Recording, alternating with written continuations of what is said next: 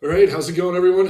Happy Thursday. Nick at Night, Nick Marro DFS here with DFS Jayhawk and Occupy Fantasy. As always, helping you break down tonight's NBA DFS main slates on both DraftKings and FanDuel. We got a 5-game slate on both sites tonight. Both sites decided to cut off the late games. There's 3 late games if you want to play that late slate. But yeah, we're going to focus this here on the 5-gamer. There was a game that already took place today in Germany. Wagner Brothers Showcase over there in Berlin. Anthony Black highlight reel dunk over 4 Grizzlies was pretty cool to see. But yeah, enough about that game. Let's get into the slate. Before we do, a few shout outs here. Appreciate you guys getting in here early. We got Ben, we got Luke. As always, appreciate you fellas. We got HB Cards, Heath. Cards saying it's been a rough month for the bankroll. Yeah, Nurkic burned some people last night. If you guys were in the Discord, we were on top of that, though. Hopefully you were. Swerve saying, what up, fellas? Good night last night. Yeah, let's get it again, right? Shouts out to Swerve, Luke, saying he knows the feeling. Tonight's the night, guys. We're bouncing back. Let's get it. Jayhawk, how you feeling about the slate going in here before we start the game by game? Yeah, another slate, Nick, where we're going to be talking a lot about Dallas. No Cooper Flag tonight, no AD, so lots of Dallas value. But we also have the Phoenix Suns, so very interested and excited to talk about the slate. Yeah, you mentioned the Phoenix Suns. Shouts out the douche, our resident Suns fan, in the Discord, giving his notes. I'll definitely bring those up as we break down this first game here. We got the Suns taking on the Pistons in Detroit. Pistons are favored at home, 224.5 point total. Pistons are getting a couple guys back tonight. We'll talk about Phoenix first, though. No Devin Booker. That's going to be significant. Bouye is out due to concussion protocol. No Jalen Green, obviously. Royce O'Neal is going to be available. Jordan Goodwin available. He was on the injury report earlier in the day. But yeah, man, obviously with Booker, it's going to create a vacuum here. We're going to see usage going to a lot of these other guys. Gillespie probably starting at point guard. Both he and Grayson Allen will be doing most of the ball handling here. Dylan Brooks, obviously a little bit of extra usage for him could go a long way. O'Neal, maybe he gets a few more shots up. He's been playing pretty well lately, but it is a tough matchup on paper.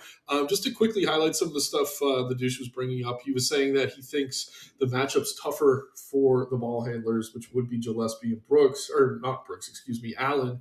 And Brooks is probably going to be able to kind of float around and take his shots, but the usage will be with Gillespie and Allen. So keep that in mind. Where I sit right now, I don't mind this team. I do think the spread is like surprisingly close, though, like just 7 points here with no Booker. A little bit surprising to me to see the Suns only a slight underdog here on the road.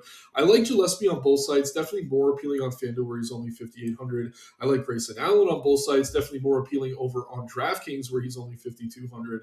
Then you can mix in Brooks, you can mix in Mark Williams, you can mix in O'Neal. Goodwin makes some sense off the bench. The douche was saying if you're building for the blowout, Rasheer Fleming is the guy. I don't see myself getting there. I'm playing 5 or 6 single entry lineups over on DK tonight. But Jayhawk, how do you feel about these Suns? Obviously, no Booker. Maybe we should be getting to a few of these pieces here. Yeah, great breakdown. I think Grayson's also my guy here. Pretty good price point. Should get a lot of shots up here without Booker. So love Grayson both sides. And then I do like Jordan Goodwin a good amount. I think he's at a pretty good price. Should be good regardless of how the game script plays out here. So like Goodwin, like Allen. And then I think the rest of the team is fine to mix in Brooks, Williams, Gillespie. But I do like that take. I think the matchup for the starting guards is definitely tougher here. Yeah. The minutes for Williams have been a bit all over the place. He definitely feels a little bit cheap for what he's capable of. The douche also brought up Osa as the backup center here. He can do some ball handling of his own. So it'll be interesting to see what these rotations look like. The reason I'm not getting there aggressively, though, is because we have the Dallas value, which we'll talk about in a little bit. But if you're looking for pivots, Phoenix definitely makes a lot of sense here, especially if you think this game stays close. Over on the Detroit side, I already mentioned they were getting some pieces back here. Cade Cunningham, who's been out for a few games. Jalen Duren, who's been out for a few games. And Tobias Harris, who's been out for a few games, all going to be returning here tonight. Paul Reed's out. Wendell Moore, bunch of G Leaguers listed. Isaiah Stewart, who missed a game with an illness, is going to be returning here as well. But we always say, like on these slates where teams are getting healthy, they're tough to get to because they're priced up usually with these stars out of the lineup. Now that they're returning, it's a little bit tricky, and you always have to be a bit concerned about the minutes with a guy coming back from an injury. Cade's interesting, right? It's a wrist injury, I believe, so his conditioning should be fine. I think he's going to be good to go here. I don't mind mixing him in as a pay-up, but he's really the only Detroit Piston I have much interest in. Like, I wouldn't mind Duren, but I'm not fully confident in the minutes. He's been out for a little while. Thompson's minutes have been all over the place. With Harris coming back, he's going to cut into at pretty much everything else. So again, I like Cade. I think he's under-owned as a tournament play. Just 7% owned on DK, 14 on FanDuel. Obviously expensive, but we have the value to get there. Jayhawk, how do you feel about the Pistons here at home? Yeah, pretty much with you here. Cade looks like, I think, the top play overall, both sides here.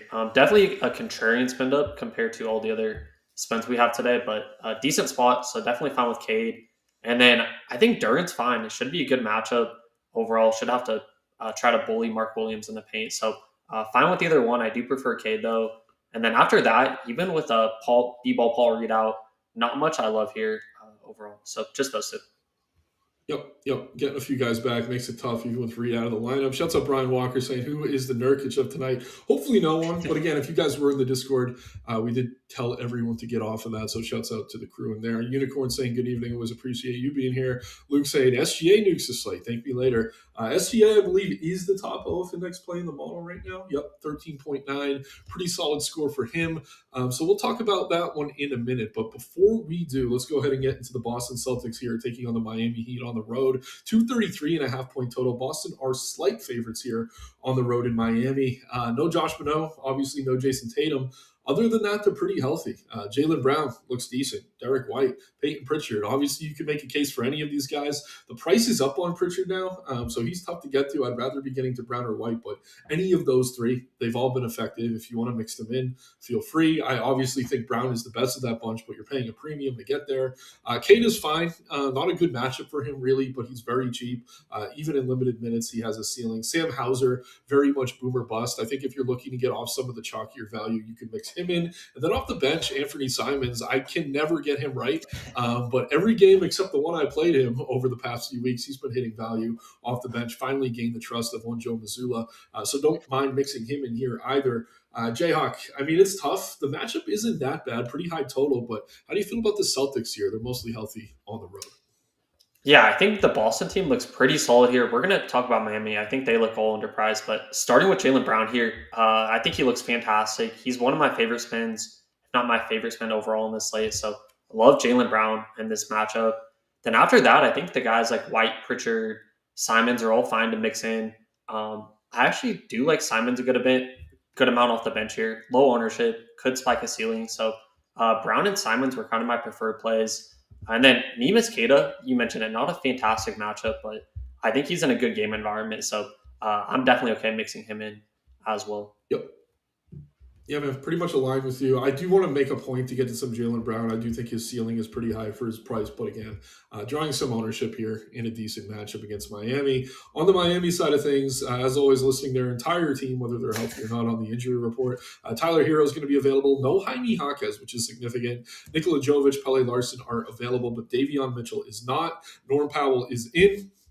Miami, man, they're in the Ja Morant rumors right now. It's pretty funny when you think about he might be involved in a trade with Terry Rozier just because the salary is going to work. But that's a conversation for another day. With Jaquez and Mitchell out, I think we can count on a little bit more ball handling for someone like Hero. The minutes cap on him seems to come up. And now that he's playing normal minutes, I do like him a lot here, assuming he is going to be the starting point guard. There is a world where they go to Drew Smith at the one, so keep an eye on that. Wouldn't mind mixing him in as a value play again if he's starting, but I do trust Hero much more. I think even if Hero starts at the 2, he's the better play. Norm Powell and Wiggins look fine here as well. You can make a case for Bam. Those three are decent, but to me, really, Hero is the one who stands out with the extra usage. Big boost in his potential assists. If the shots are falling for this team, they're going to look, or Hero's going to look really good here. Pele Larson projected to start next to Hero at the 2, obviously very scoring dependent, but a few more minutes, a few more shots for him could go a long way. The guy I think is very sneaky here, though, is Nikola Jovic. Very inconsistent, but another guy who, when he sees a few extra minutes, tends to hit value pretty easily. Power forward eligible on both sides, which makes him increasingly appealing. Tricky team here, obviously dealing with Spoelstra rotations, but when you have guys like Mitchell and Jaquez out of the lineup, guys who push 30 minutes, obviously there's a little bit of goodness to go around in terms of upside. How do you feel about Miami here at home, man? Yeah, I really, really like Miami here, Nick. In particular, you mentioned it, Tyler Hero, I think looks fantastic. A pretty good spot for him to shoot the ball tonight. Close total, or close game, high total. And then I really like Pele Larson here. 4K flat. I know the model is kind of fond of him. Kind of similar to Hero, they're kind of lacking guards tonight. So I think Pele could see the ball a lot more, get a lot more shot attempts. So love Hero, really like Pele. And then I think like Wiggins and Powell are fine. And I think I'm probably just going to match the field. And then Bam Adebayo, man, 7K flat. His floor we've seen is not very high at all, but the price point is very appealing. So I think Bam was probably my third after the two guards. But did you have a different take with Bam? Do you like the price, or what's your take there? I mean, I'm pretty neutral on him. To your point, I think he's a little underpriced. The field isn't getting there all that aggressively, but I don't know. He had that huge game against Phoenix, but other than that, he's been kind of mediocre. I don't mind mixing him in, but again, I don't think I'm taking a big stand on him either way.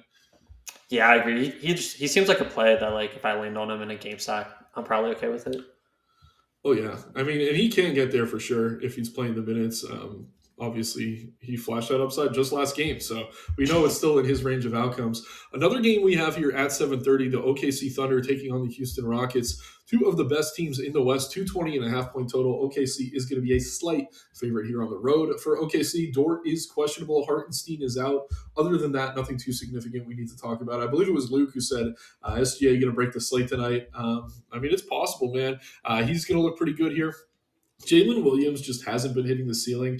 I would rank Chet ahead of him. So SGA and Chet to me look pretty solid. If Dort is out, we're probably going to see Wiggins slide into the starting lineup. Didn't get there against the Spurs, but he did play 26 minutes. Again, at that price, I don't really have a ton of interest. But if you're looking to get off of some of the chalkier value, I don't think it's insane. But yeah, man, that's really it for me. Like, I'm not trying to force in Dort if he's in or Wallace. And again, I think Williams has been kind of hit or miss. I do like SGA a lot. I think he's crazy under-owned when you consider he's sub 11K on both sides, 5% owned on DK, 10 over on FanDuel. That's just nuts to me. And then Chet, man, just decent spot for him here, but the ceiling's there. Still sub 8K on both sides. Those are the two I'm keying in on. But again, tough matchup between good teams. Should be somewhat of a defensive struggle. But how do you feel about OKC here on the road? Yeah, pretty much the same here. SGA, I think, looks definitely under-owned. Should be a really close matchup. We've seen these teams go to overtime before, so love SGA in tournaments at his ownership. And then I think Chet's also a good low-on play. Decent matchup. Not the best one, but close game. So fine with either one of those guys. After that, like Jalen Williams, just kind of tough to get to, sub 8K. And yeah, the rest of the team just looks not the best. So I'm with you. It's mainly just SGA. Yeah, SGA, I mean, he had been struggling when Williams first came back into the lineup, but he's really taken over, 35% plus usage in each of his last 6 or 7 games now. So yeah, I think SGA, as the model is indicating, is one of the better pay-ups on the slate for sure. Over on the Houston side of things, no Tari Eason, obviously no Fred VanVleet. Dorian Finney-Smith is going to be out here as well. With no Eason in the lineup, we're probably going to see a Kogi start again. I have no interest in him, but it does boost minutes for someone like Jabari Smith. There's also a world where they run out their big lineup here against OKC. I don't know that they need to with Hartenstein out, but we have seen Adams start next to Sengun at times. Keep an eye on that because if Adams starts, you can mix him in. Again, not a stand I'd be taking all that aggressively. My favorite play here is probably KD. I know Sengun looks a little bit better in the model, but Durant fills a void at a thinner position. He has shooting guard and small forward eligibility over on DraftKings. He's sub 9K, sub 10% owned. And yeah, he's playing as many minutes as anyone in the NBA right now. We have him for 37. He's actually gone 37 plus in 6 straight games. So yeah, KD to me, one of my favorite tournament plays on the slate. If I can get to Sengun, I'm happy to. But again, if I'm taking a huge stand on KD, it's going to come at the expense of some of my Sengun exposure. So love KD here. You can mix in Smith, Thompson, Shep. I'm not really going to get to them much in a tough matchup. How do you feel about Houston? Yeah, I'm with you. I think the ownership gap between Sengun and KD is just too wide there. So I'm with you. I think they both are fine to mix in. I do like KD more than his ownership there, like you mentioned. The guy that I'm getting to the most here, actually, Nick, is Jabari Smith. I just think the matchup, if they're going to key in on Sengun and KD, maybe we get some open threes for Jabari. So I like Jabari a little bit in tournaments, and then I'm fine with Sengun and KD. So that's pretty much it from Houston for me. Yeah, don't mind it. JT Elliott asking us how we feel about the K triple double. So I mean, like I said, I think he's going to play his normal minutes. It was a wrist injury that shouldn't affect his conditioning at all. I think he could still run sprints with a broken wrist or whatever his sprain, whatever it is. So I don't mind it, man. It would depend on the odds if you're looking to bet it, though. Obviously, we get some value on that. Swerve saying he's all over Larson. Good call. Definitely co-signing that one. Todd Billy, our man, saying we talked about Filipowski onto Nurk, not us two. But yeah, I think it was Smitty and Chuck last night. But to their defense, in Discord, we did say when that starting lineup came out, get away from Nurk. Don't play Nurk. Play all the Filipowski. So I think we were all on the same page. Like, we loved Nurk last night. But as soon as that lineup came out, we knew something was fishy. Nurk, a guy who hasn't been playing many back-to-backs. They are playing tonight. We like him tonight. Spoiler alert. But yeah, so all the more reason to get in the Discord. It's just $7 a week.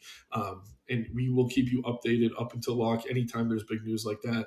HB Card is backing us up here as well. All on Nurkic during the show. Got off him when he wasn't starting. Plenty of time to swap off.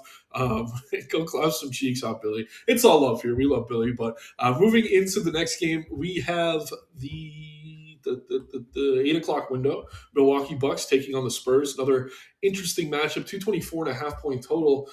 Starting on the Milwaukee side of things, Giannis is probable. Kuzma's questionable. No Torian Prince, who really hasn't been playing at all this year.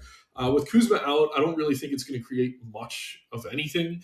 We did have a game with Turner out where Portis started at center. Turner isn't even on the injury report, so we can expect him to be in here tonight.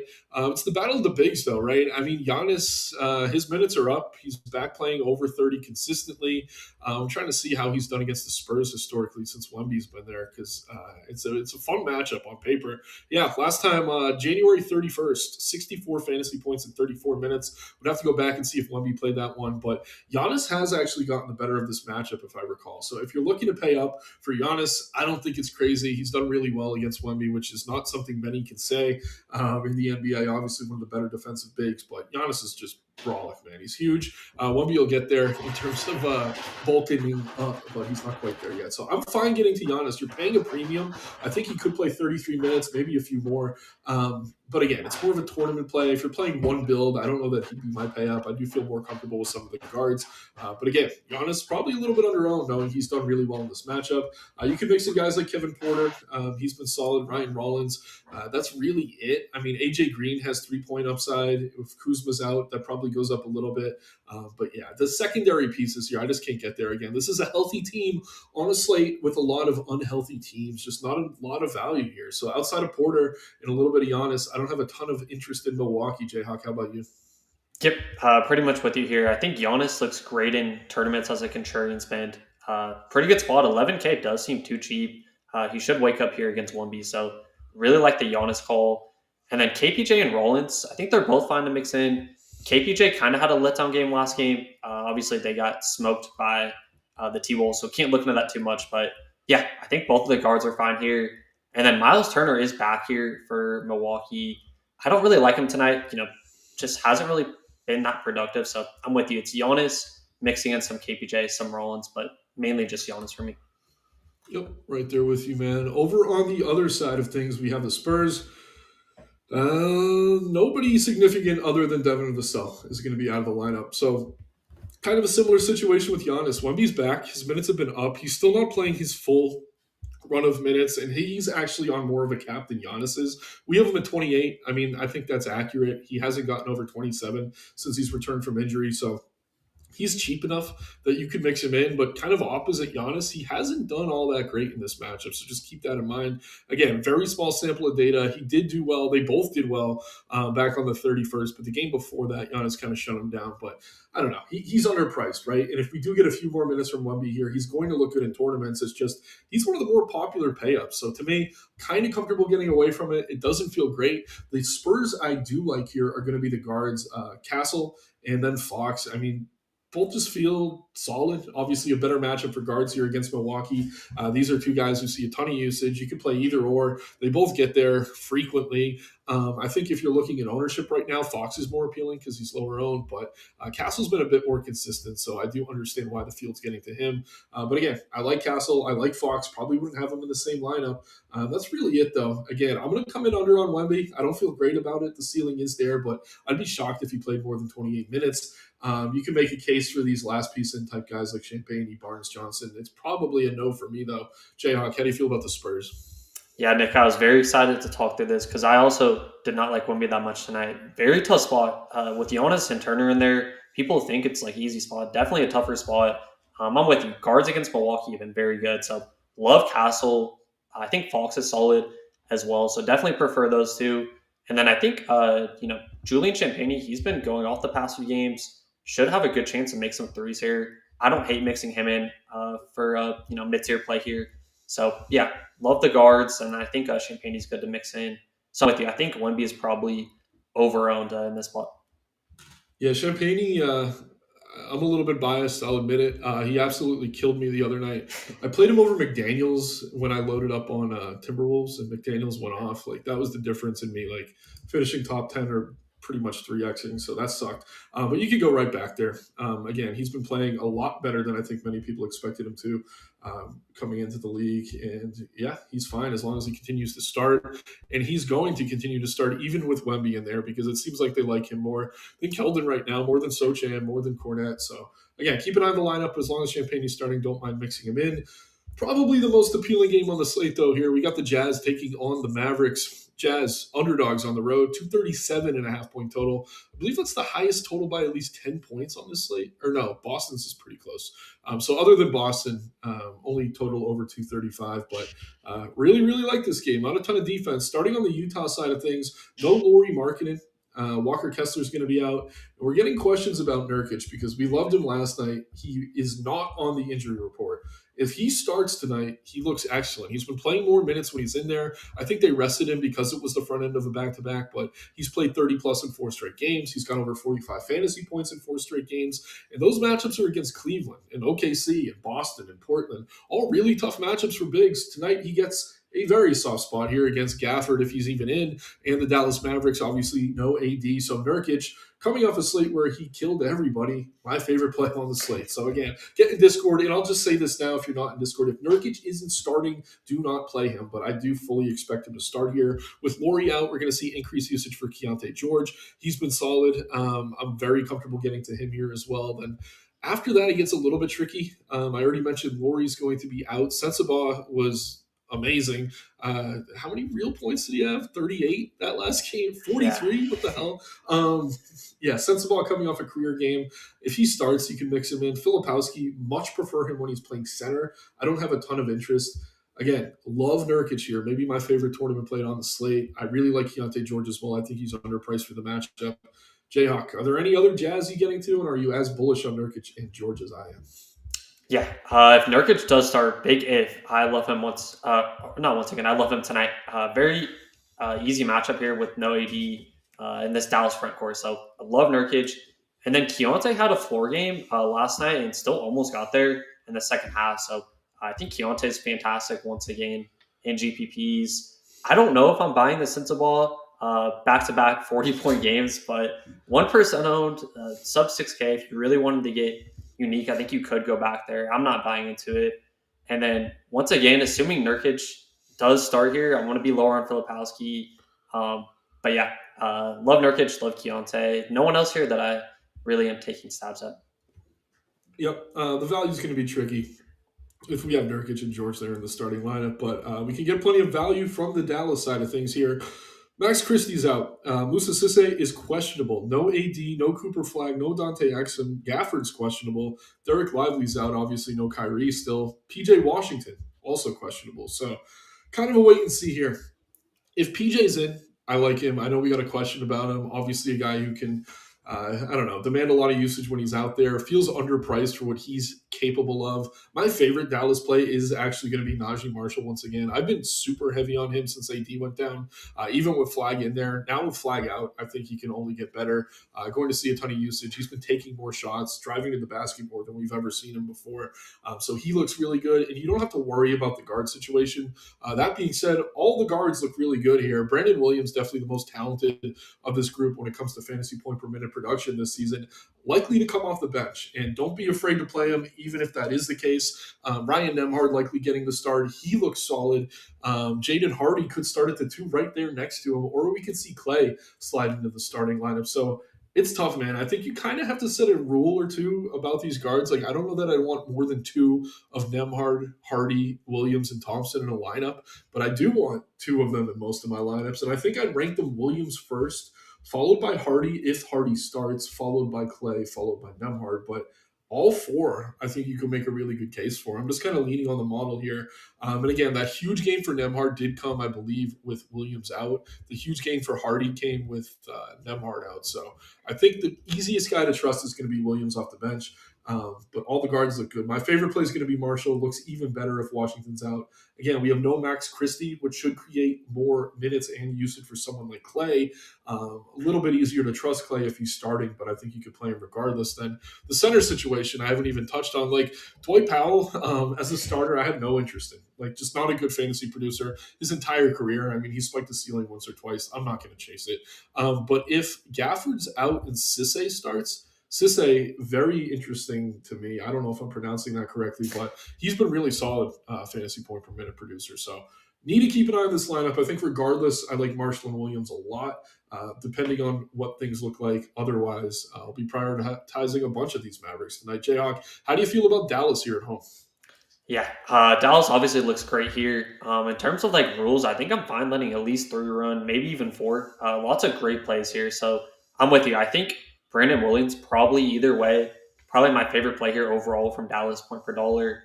Jaden Hardy should look good either way as well. I obviously would prefer him starting. So those two are my top 2 favorite plays. Then I'm with you on Najee. I think he looks pretty solid both sides.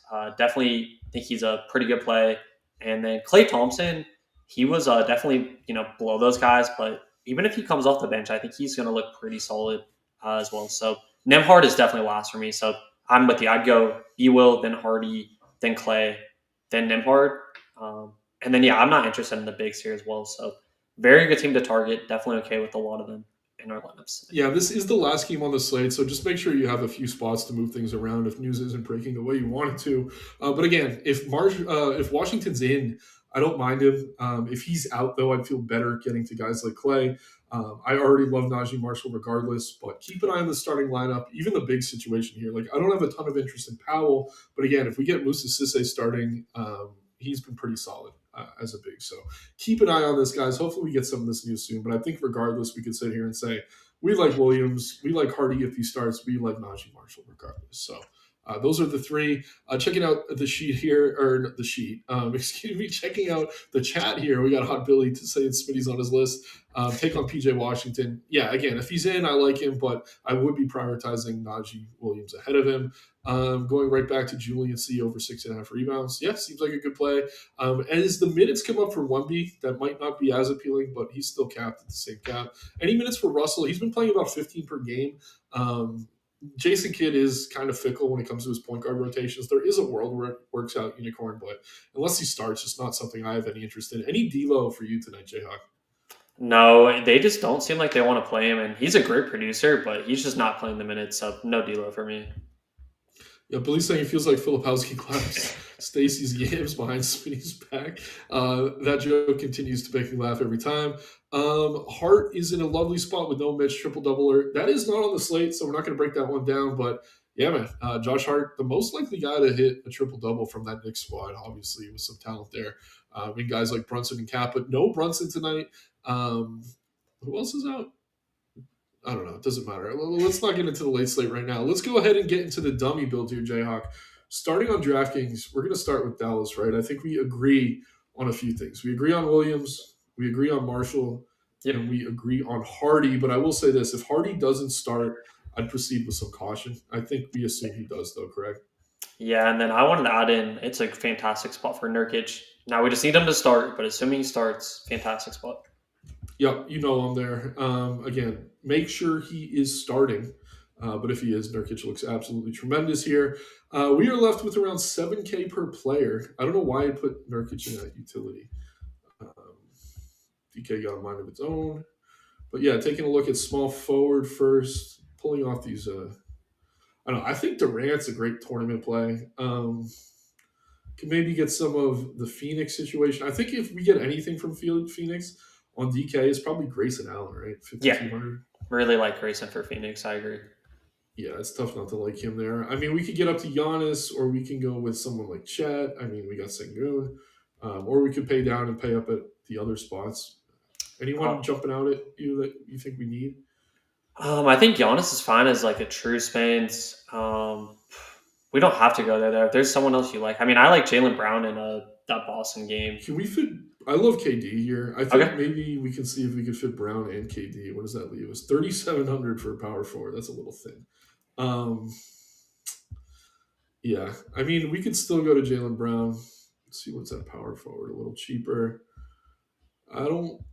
Again, if you're only paying for one pay up tonight, you don't need to get this really dirt cheap value. I think Clay is fine. I mentioned in tournaments I like Jovic. If we're looking for the safe play here, it might be Brooks or Jabari. Do you have a preference between those two? I mean, we could also go to Chet. Yeah, I think that's pretty close. I would probably say if we're not getting KD, I probably would lean Jabari. But we can go Brooks too. Either one's fine. Yeah, let's go Jabari for the sake of the bill. On the forward, we're left with 65. I mean, Norm Powell with those other guys out, I think is a pretty good play. You Yeah. get the correlation here with Jalen Brown. Obviously, you want these late pieces at the bottom of your lineup. Obviously, you have more flexibility for a guard than you do a point guard. So we would move some things around, but this is a pretty good spot to be, I think, with 100 left on the table. Over on FanDuel now, I don't know. We didn't get KD on DK. I'm going to put him in here on Let's do it. FanDuel. Going to Dallas now. I think it's pretty much the same guys, right? We're getting Najee. We're getting Williams. Yep. Yep. Is Hardy still cheap? Yeah. 36. Hardy's Yep. really cheap. Again, as long as he starts. And man, I'm comfortable going to Nurk again. Like, again, as long as he starts, I don't see how you don't play him. Yeah, like center's like not the best in that, and we mentioned Bam, but I think Bam is in a tougher spot than Nurk, so I'm with you. Yep. I'm with you, man. Let's see if we could fit Giannis in this one. We got to get a little bit creative here. Point guard. I mean, Gillespie's too cheap. I think he's kind of a no-brainer on FanDuel. Similar to Allen over on DK. Point per dollar, those are probably the safest options from Phoenix. Obviously, Brooks is someone we could mix in. Just trying to see if there's anything else cheap we like. I know we like Simons in tournaments. I don't know if I want to put him in this first build, though. We could add Larson or Clay. You like Larson a lot, right? Yeah, I like Larson. I think just the guards overall in that game here and Larson both look pretty good. Yeah, I mean, we didn't even get Hero in either of these builds. That's probably a mistake. But let's see. I don't know. If we move Najee to power forward, we are left with 6,800. I don't really like Thompson. Maybe something like Brooks. We'd have to upgrade Pelly, but you guys kind of see where we're at. Again, we're starting with the Dallas value. Pick your payups. We love Nurk. Make sure he's starting. That's very, very important. But we got a few different ways we could go here with the last few spots. Taking a quick look here if we got any other questions. Grayson going to do his best. Grady Dick. Yeah, Grady Dick had the ceiling game of all ceiling games for himself last night. Him and Sensabaugh, ridiculous. 21-11 last night. I watched some of that game. It was ridiculous. And yeah, I mean, that's what they expected when they drafted him. He's been super disappointing. Jazz or Mavs, if you're asking who I think wins the game, it is a back-to-back for Utah. I kind of lead the Mavs side, but again, I don't know. Both teams stink. If you're playing DFS, it's easier to get to Dallas. Jayhawk, who do you think wins that one late? Man, that's tough. I agree. I think with the back to back and them having to travel, I think I'd probably lean Dallas, but yeah, it's definitely close.